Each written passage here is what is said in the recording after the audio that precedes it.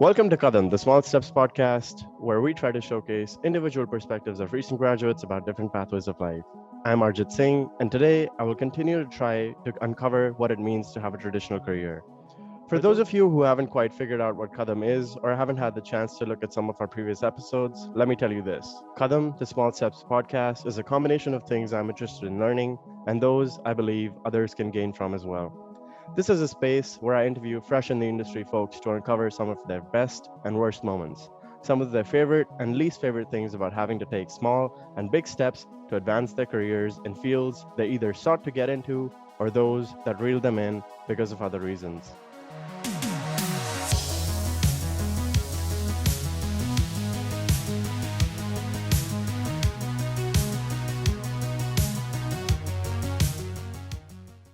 Today, I have with me another exciting friend and colleague. Currently, he is a marketing associate for a title agency in Cincinnati, Ohio. This means that on the daily, he researches consumer feedback and uses that to create exceptionally effective curbside campaigns and authors both print and digital marketing content to help influence positive customer interaction. But as far as many know his passion to be, our guest today is a shoe and sneaker fanatic. He has previously worked and learned at some of the shoe industry leaders like Pensole and New Balance, and now continues to experiment with some high quality sneakers to produce an even better custom collection. The owner and designer of the True brand and of Brainer Goods. We have with us none other than Andrew Brainer. Welcome to the show, Andrew, and thank you How's so it much for going? tuning in. I'm good, man. How are you? Hey, dude, I'm doing well. I'm doing well. Happy to be here. I'm glad to be able to be here to do the podcast Yeah, man. and I mean, kind of share a little bit. definitely. Yeah. I know you're having to jump on this call extremely off hours, but I'll try to make this, feel like just another studio conversation. So it shouldn't be too bad. Totally fine. Totally fine. All right. Happy to Perfect. be here.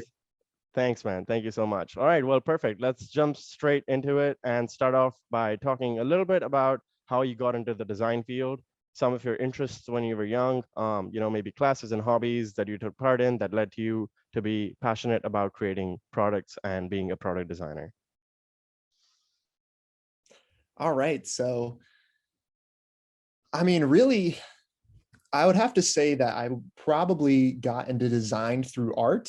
Um, I had always been into art ever since I was a young child. It was always just like a passion of mine. For me, I was never really the athletic kid. I was more into the creative side of things. And so for me, art always seemed to be that perfect kind of outlet for me to express myself in various ways. Um, and so I definitely think that that was my kind of first thing that got me into design. It actually wasn't until probably about my junior or senior year of high school that I even really knew what industrial design was or what product design was. Um, I always just liked cool, interesting things. I always love to know how things work, and always liked products that just seemed easy to use and were kind of very fascinating to me. And so I think this all culminated where I was kind of in between um, going into a creative field such as art or fine arts, but then also trying to bring in a little bit of the practical side.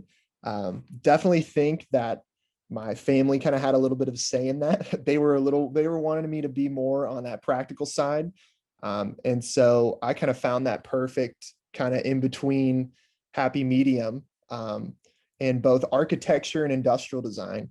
And so finally, I ended up settling on industrial design, and I guess kind of the rest is history.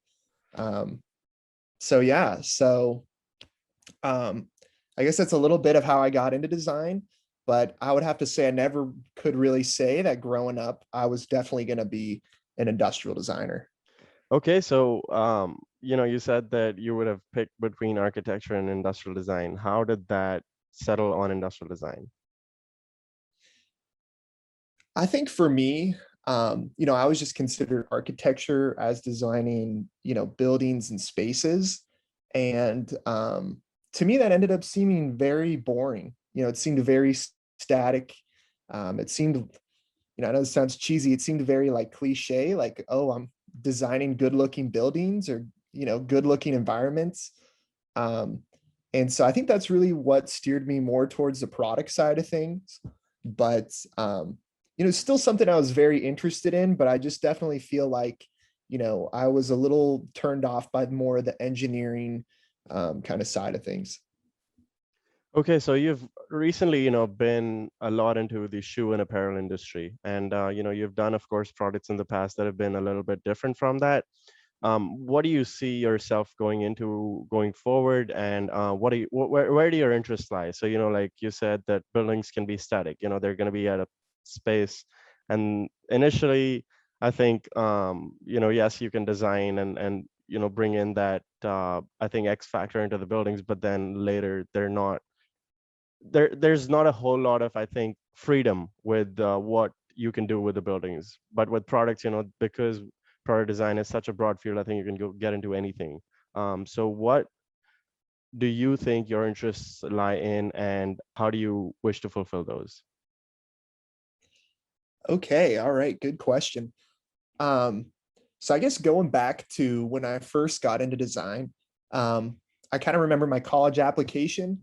Um, and for me, what really drew me into design, as far as um, what kind of lured me into that product design specifically, I guess was also the fact that I really wanted to create some products that would kind of bring joy to people and would kind of help solve problems. I know it sounds very cliche, but going into college, I knew I wanted to do products, but I never really knew what kind of form that was going to take. Kind of assumed that that was going to formulate throughout college. And so, I found throughout a lot of my college curriculum, I was kind of designing products to design products. I really felt like I was torn between a lot of industries, just kind of between consumer products, electronics, really just anything that seemed kind of fascinating at the time. I really just wanted to dig my teeth into. Um, but it actually wasn't until probably um, about junior or senior year that I really started to kind of formulate what exactly I had been interested in for so long. I had actually been fascinated by footwear and soft goods, clothing, streetwear growing up. But I'd always just thought of it as a little bit of a hobby. And it actually wasn't until a colleague of mine, Blake Scordino, you may know him, Auburn grad, I believe a grade above us. He actually participated in a shoe surgeon class, flew out to LA, kind of just said, screw school for a little bit. I'm going to head out there and follow my dreams. Yeah. And, after seeing someone kind of follow their passion like that, I started asking myself, why don't I try to follow something that I've always kind of been fascinated in? But the problem is that the education I was getting wasn't really providing many opportunities to really think on my own. You're kind of taught to go for the good grade in a sense. You Hmm. do what you got to do in the studio. If you're working with a client, you do what the client wants. Correct. Um, and you don't really think anything about that. Can't be creating Ryobi shoes, can we? Exactly, exactly. So, I mean, when you're in the power tool studio, it's hard to even fathom, something like soft goods or footwear.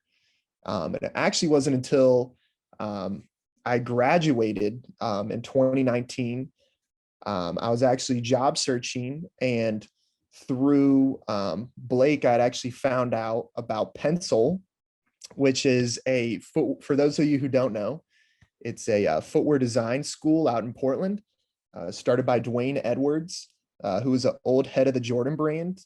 After working at Jordan, he decided that he wanted to kind of give back to the community and decided that teaching was the perfect way to do so.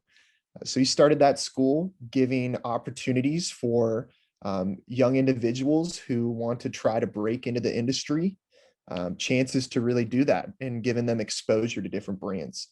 And so, after graduating, I kind of just was in a place where I kind of figured, you know what, this is always something I've wanted to pursue.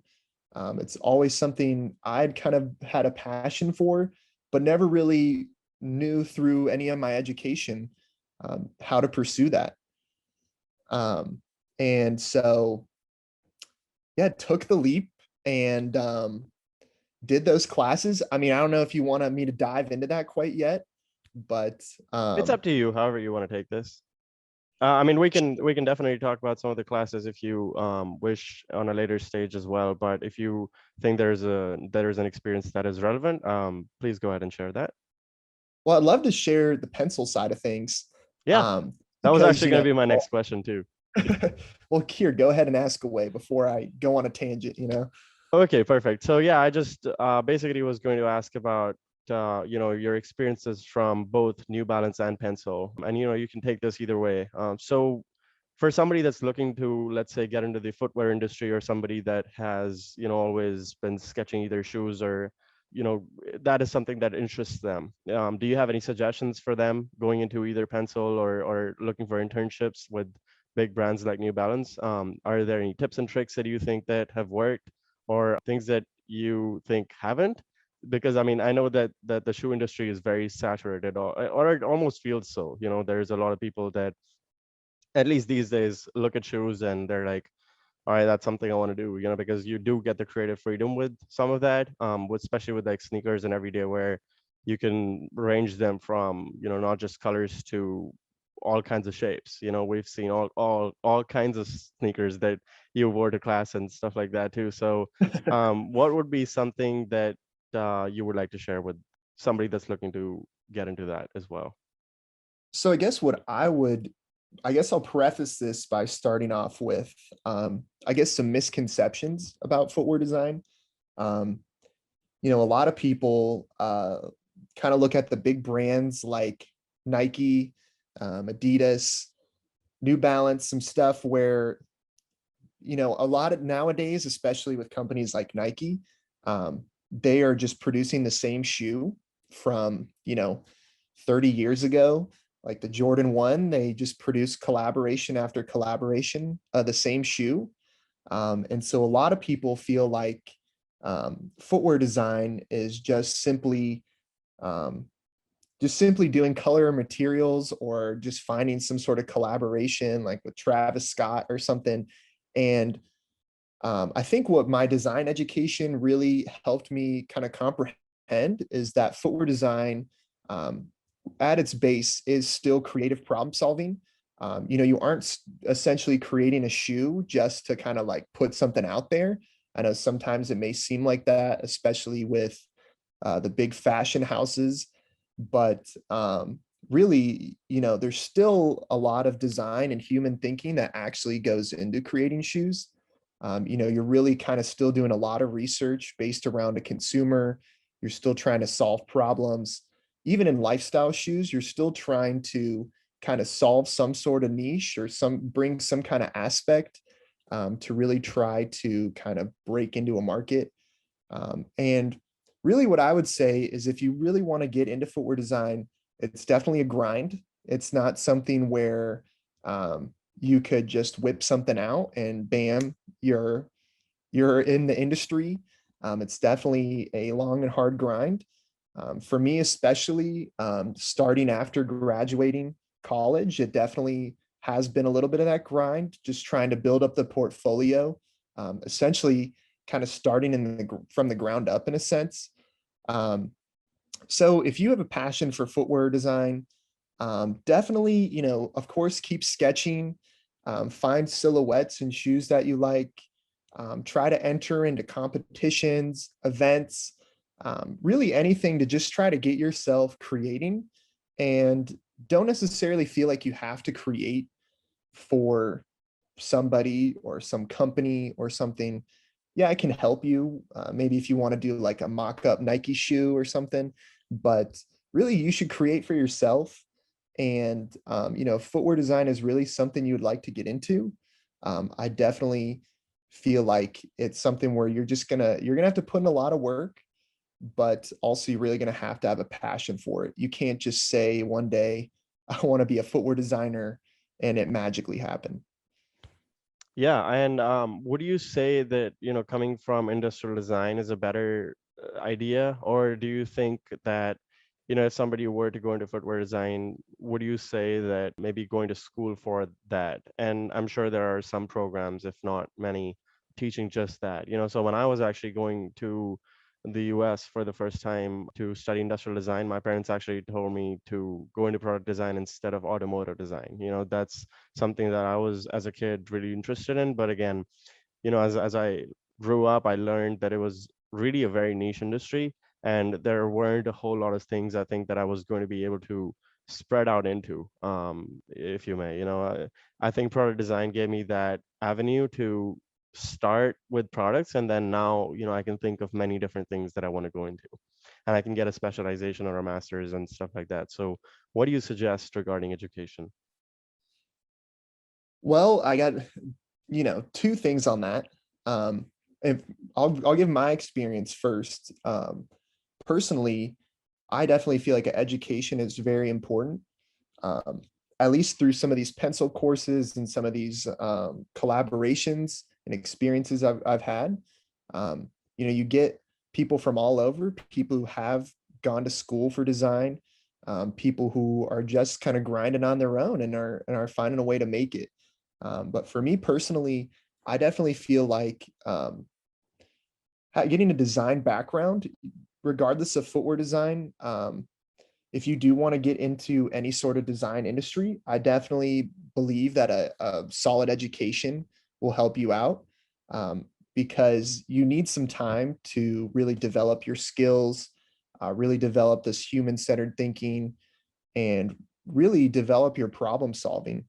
Um, I know our education, we had a lot of collaborations with brands, things like Ryobi, Pratt Industries, for which, for those of you who don't know, is a packaging company, um, as well as many other brands that really approached Auburn. Um, but I find that those collaborations, while I'm not in the same industry anymore, I definitely feel like those really provided a good basis for me to kind of figure out um, how to problem solve, figure out how to kind of empathize with the human problem, and um, really gave me some time to kind of not only figure out what I wanted to do, but also kind of develop as an individual. Where kind of going right from high school, it's very tough to just assume that you're going to be ready to jump right into some sort of design job. Not saying that you can't, but there definitely comes a little bit more self-teaching with that. Actually, my teacher from Pensole, Dwayne Edwards, definitely, he actually did not attend college, but proceeded to, he grinded his way up there, working at footwear stores, submitting, I believe it was for Foot Action. He actually submitted a sketch every day for 356 days, actually 365, 365 Yeah. years straight.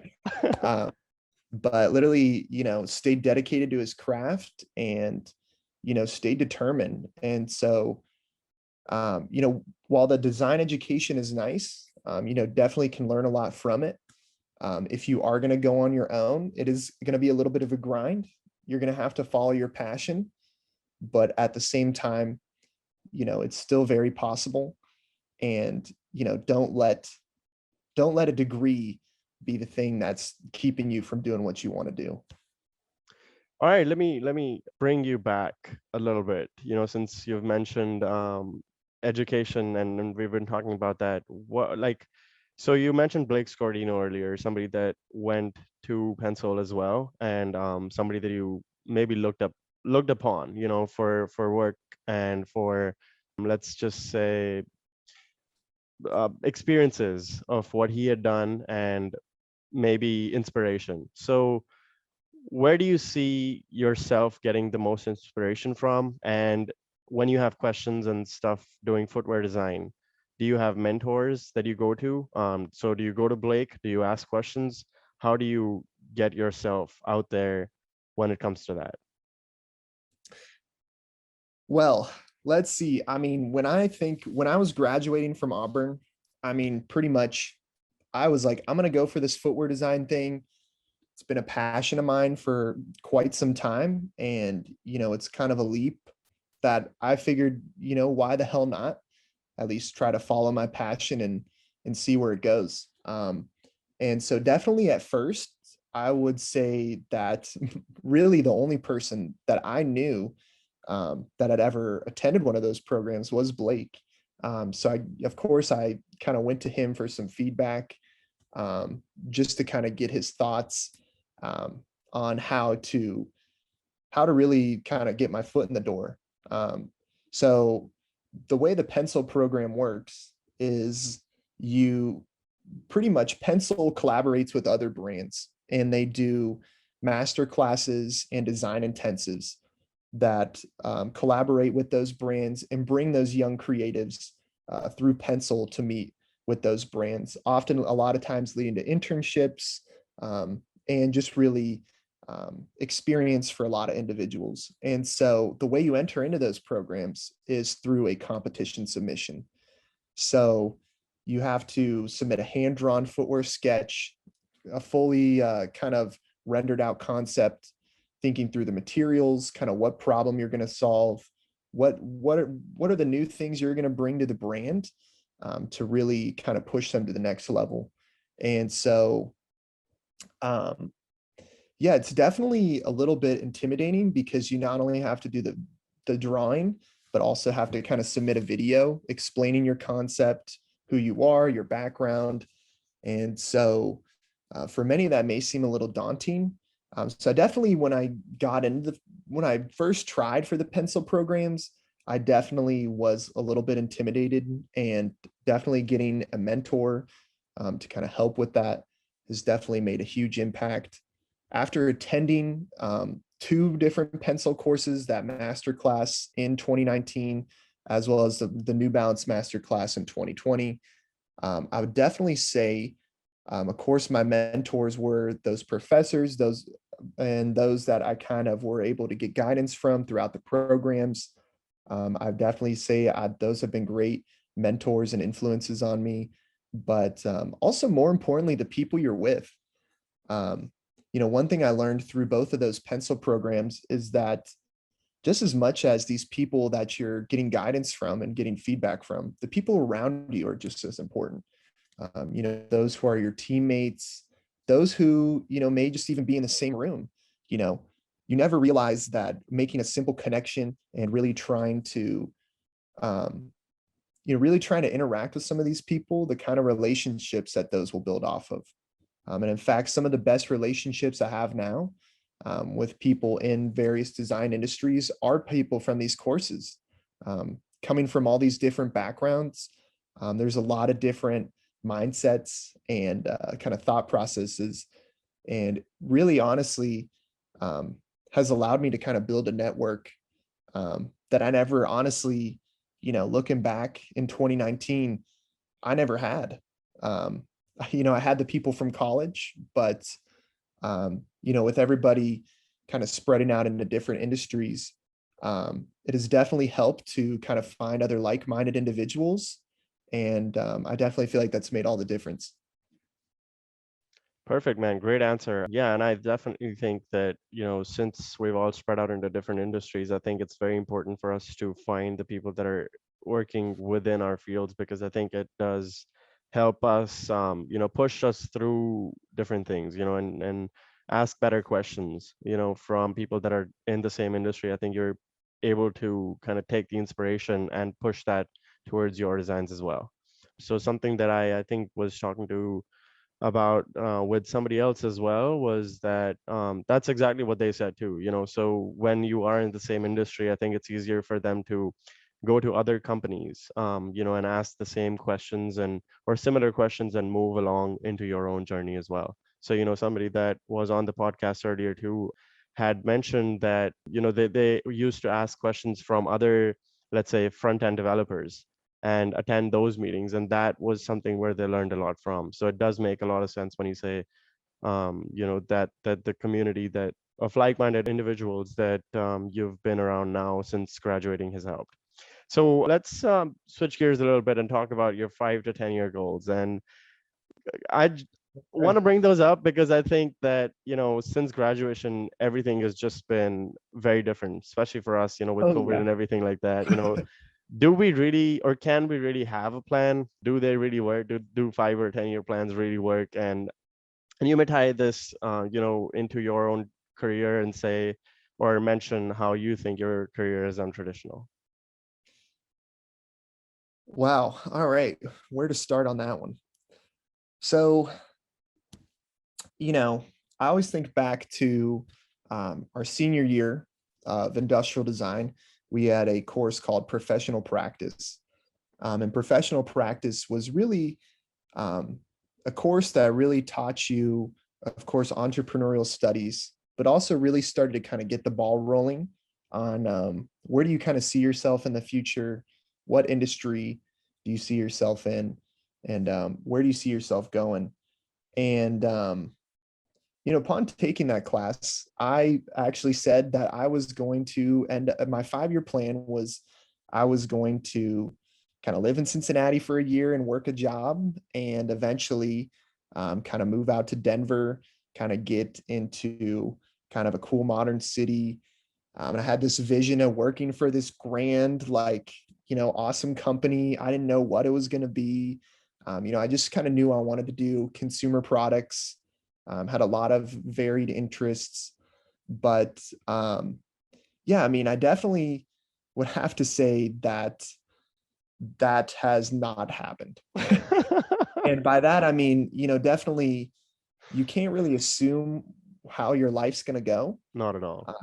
And so, I mean, especially for me, I graduated, wanted to go into consumer products and ended up following a passion of mine in footwear design, which took me out to Portland in 2019, to Boston in early 2020 with New Balance, and came off of that opportunity with New Balance. Things were looking great, and bam, COVID hit.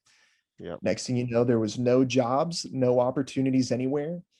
And I actually had to do a fallback kind of career. Ended up doing some graphic design and marketing for a local title agency, which, you know, at first I was actually very mad at the world. COVID definitely kind of botched what I thought was this perfect plan of me getting into footwear design and everything's going to be perfect and dandy, sort of like this perfect view of going to Denver. It's like, I'm going to be going to this cool city. I'm going to be getting into this footwear industry. Everything's Yeah. going to be great. It's going to be awesome. And so, kind of put things into perspective a little bit. And definitely kind of, it was definitely a little bit of a test. So while I was doing this side career of this title agency, I kind of said to myself, this is not who I'm going to define myself as. And so while I have been working in this title agency, um, I have actually pursued countless projects on my own, a lot of personal explorations, competition submissions, handcrafted footwear and soft goods, 2D and 3D explorations, taught myself how to surface model. Um, Honestly, more things than I can even count. I just told myself I was never going to stop. I was never going to stop creating. Even if COVID was going to put a damper on things, I was not going to let COVID control me. And so over the past year, I've continued to create work and put out constant pieces that I believe have really allowed me to kind of grow. And also, this opportunity at the title agency has really allowed me to kind of just, put into perspective that, I got to be grateful for what we have. A job's a job, and, happy to have this support system here in Cincinnati to Hmm. be able to kind of build off of. And so, to get back to the question, do I believe 5 or 10 year plans work? Um, I believe that in a way, yes. But at the same time, you can't expect everything to be this happy fairy tale ending. in a sense. Life comes at you fast in different ways. COVID affected everybody, but sometimes it can be a personal problem. It can be a personal tragedy, or something that really will steer you in a different direction. And, I'll bring up this Bruce Lee quote. You got to be like water in a sense. So, when the going gets tough, you can't just kind of give up or shut down. You really have to kind of roll with the punches in a sense. And so, if I could have gone back 2 years ago and told myself, I wouldn't have told myself to kind of believe in this happy fairy tale 5-year plan. But I would have probably told myself that, no matter what happens, you need to stay diligent and know that where you're going to go is, what you're going to get out of it is what you're going to put into it. And so, Yeah, right. um, so in a way, That's a tight quote, man. you need to plan. You need to just plan to, no matter what, try your hardest. Because no matter what you're doing in life, you want to be doing it the best that you can. Yeah, and I would like to basically quote one of your answers from our initial survey. And I would love, again, like, you've already elaborated on it somewhat, but if you want to talk about it a little bit more, you can. And it goes like this: don't let life bring you down. Understand that there are going to be pitfalls, missteps, and different routes, but you have to keep doing what you love and understand it's trials and tribulations that are going to bring out a better person on the other side. So, in a nutshell, be who you want to be and strive for it, even when the going gets tough. So you've Exactly. definitely, yeah, That you've definitely survey, answered some of that. I definitely did. I definitely did. I honestly don't remember that answer months back when I did the survey, but you know what? I appreciate you quoting me on that, because I definitely think that that is true. Um, you know, at least in my path, of trying to get into footwear design, the moment I took that first step, um, that was it was kind of the first sort of um, joy I'd really gotten from design in a little while. And I just, it was like an addiction. I couldn't stop. I just wanted to keep creating. I wanted to keep pushing myself further. Um, and the pencil course, it was they are rigorous. They're long hours, and they really push you to be your best.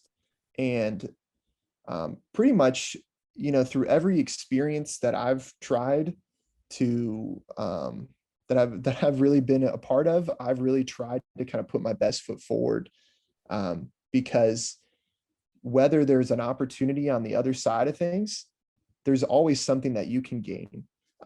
While these pencil courses, and even working at prominent title on the side through COVID, while these opportunities, maybe some interesting steps and maybe some ways to kind of grow, while not every single thing's going to lead to that dream job right off the bat, definitely allows you to kind of grow, take that stepping stone. And you're not going to reach greatness in one step. It takes a long time to really try to grow as a person, and especially in the design field, there's every single mistake should not be, or failure should not be viewed as something to look down on. It should be something that you should look to build off of, see what you did wrong, see what you could do better next time, and always try to put your best foot forward. And so, especially coming out of COVID and everything, I definitely feel that this is a time where, as things start to reopen, more opportunities and stuff become available. I recommend that you should just try to take whatever opportunity you can that really feels like it's a way for you to take that next step. I don't settle. You only have one life, and so don't settle for you know the first job you can find right out of grad school, right out of graduating from college, just because it's the job. Because you may find yourself 5 years down the road, and you didn't reach that 5-year plan, you didn't reach that goal you wanted to, and you may be unhappy with where you are. And there's never a wrong time to also take that leap. Um, going into footwear design after graduating, many people that I've met are late 20s, some even in their 30s, who have decided to kind of take that leap and really kind of follow their passion. And so don't think that there's ever a wrong time. Okay, well, maybe there is a wrong time sometimes, but I think understanding when to try to, I think really understanding not only that you need to kind of follow what you really want to do, and sometimes that may be tough.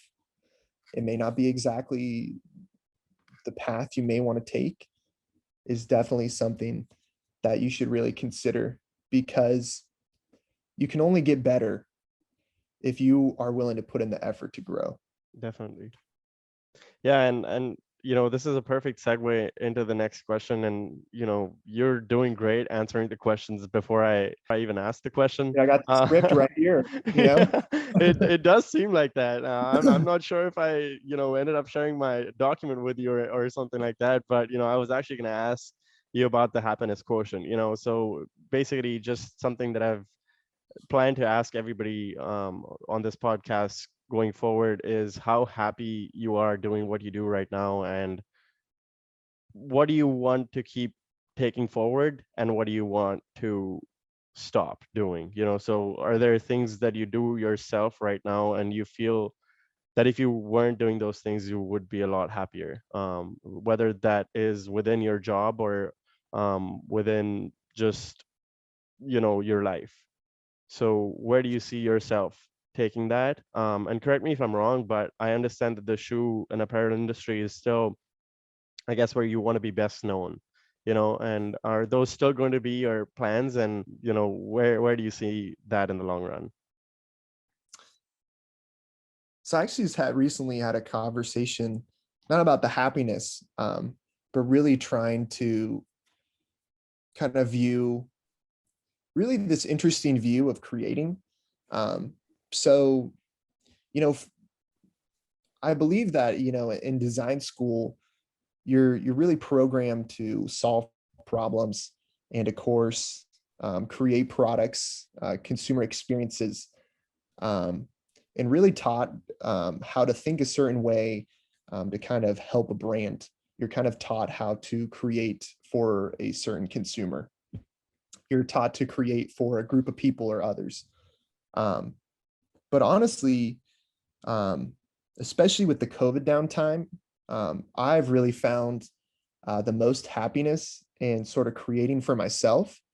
Um, a lot of these various design competitions, as well as a lot of my explorations and personal projects over the past year, have really just been sort of passion projects, things that I've just kind of always wanted to test myself on, really sort of improve on, and really just try things that I've never really had the chance to try before.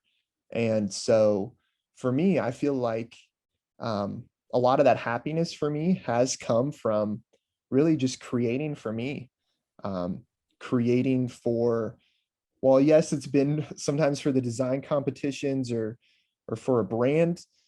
You're really, I find that the happiest I've been is when I've been able to actually just kind of create to create, and actually be able to kind of do it for yourself. Especially, I think, no matter what industry you're going into, a lot of people always say that it doesn't matter what job you have as long as you're happy. And so a lot of times you can be working or doing something, just kind of going through the motions, just to kind of have the job, or just to kind of, get the Keep making the paycheck, money. Yep. which sometimes it's definitely necessary. Yep. Um, you can't have no job. Yep. So at the same time though, don't forget, what you want. And don't forget that, you know, life is just, life is so long. And so there's no point to go through life trudging along, not happy with what you're doing. and regretting never trying something, you know, if you want to take on this personal project, if you want to do something on the side, find the time for it. Really try to put the hours in. Especially trying to get in this footwear design industry, had to put in a lot of long hours, a lot of all-nighters, kind of like some summer off days, which were great times. Yeah, But, I definitely feel like, if you're some of those things where you're really grinding hard and really, putting in these long hours, while it may sometimes seem a little, a little where it seems like it may wear you down a little bit. At the same time, if you really enjoy what you're doing, that's not going to matter. If the definitely. passion is there, if doing what you're doing is making you happy, then you should by all means pursue it. And even if it's something you got to do at night, you know, one Yeah, hour a day, yeah, man. when you got that 1 hour, 10 minutes or something to just sketch, whatever really brings you that happiness, do it for yourself. Don't do it for others. Sometimes you Yeah, got to, and sometimes you got to do it for the company. But overall, you should be trying to do things for yourself as well, because overall, that's what's going to bring you happiness in the end. definitely, man. And this is something that, I tell my parents and I tell a lot of other people too is, spend 10 minutes of the day doing what you really, really love, because I think that's what meditation ends up being. You may not be sleeping, let's say, 8 hours a day, but when you're spending that extra hour, or taking that away from sleep and pushing that into, let's say, that something that you really, really love. So if it's design or sketching or whatever it might be, sometimes you're not, sometimes you don't feel like you're there where you want to be at. Sometimes you feel like, my sketches aren't as good, or whatever you're doing, you might have setbacks within that. But I think when you get to the stage where you see yourself getting to, and most people do, with hard work and resilience, most people do. When they get to that stage, I think that's what really brings you the happiness, is saying that, you've achieved something, whether that is a perfect ellipse, or whatever that might be, but it is something that really, really draws, your life sketch. So it takes you from being somebody that's maybe not as satisfied within the current job that you're doing, to being the happiest you've ever been, is spending that 1 hour doing something that you really, really wish, that you did earlier. Of course. No, I definitely think any amount of time, they say putting 10 minutes into something you want to get better at a day, is definitely, I definitely feel like that's a very true statement, just because it's putting in that time and putting in those hours, that overall, even if you're just bringing yourself satisfaction, um, you're achieving goals, in your own way. And that's what it And is in the end, I think. exactly. I mean, in the long run, yeah, you can, you know, a lot of ways you want to obviously grind to get somewhere, but in the long run, while you may want to impress others, the one thing you should be trying to do is try to better yourself in any way possible. Impress yourself the next day, definitely. Exactly. Yeah, man. Exactly. And like for you, it's going to be never stop creating. And I hope that everybody else listening to this podcast today gets something like that for themselves as well. So whatever that might be, spend those 10 minutes doing what you really, really want to be doing. And thank you again, Andrew. So I'm like, if there is anything else that you would like to mention, please go ahead. But it has been great having you. So thank you so much. Hey, it's been a pleasure being on the show. I really, it's been a great, opportunity to just kind of share my experience. I do got to say, I got some good news. I'm not working at the prominent title for forever. All While it's right. been a great experience, I'm actually getting to do some footwear work, actually up in Cleveland, Ohio, with That's awesome, JV man. Customs, so bespoke leather goods maker. That is Um, awesome. so really good experience. I mean, coming out of COVID, just like a nice stepping stone. Very happy for Also, you, man. Thanks. Also did enter into just another pencil competition with the North Face. So Perfect. I actually just submitted that today. You can actually go find that. If you probably look up Andrew Brainer on YouTube, you might be able to find that submission. Might Yeah. be a little cheesy, but Hey, I'm gonna put out all the there. links in the description, for your apparel brands, and if anybody really wants a true brand T-shirt, they can definitely go up to your brand and get that as well. So we'll definitely put that in the description and in the links down below and on YouTube and on all the other platforms. Of course, of course. I guess some final words. Shout out to all the homies through the pencil courses, all my teammates, all the mentors who have kind of helped me along the way. Um, while I've come so far, still got a long way to go, and the grind don't stop. Um, and so, for all of you out there who may be kind of considering to take that next step or that next leap towards a passion project, something small, something big career change, whatever that may be, don't forget to do it for you and strive to be the best you can be. And you know what? You may just surprise yourself. So, Uh, Thank you so much, man. Those were some great ending words. For now, of course, we're going sponsor free, but maybe one day I'll give you the opportunity to skip who through that knows? part. Maybe the Brainer Goods might be sponsored soon. Yeah, and maybe I'll give the opportunity to those people to skip through that part. For now, this is it. This is your host Arjit Singh, and you've been listening to Kadam, the Small Steps podcast. If you found value in this episode, please like, share, and subscribe. And as always, let us know how we can make this better. A traditional career is always untraditional. Thanks for listening.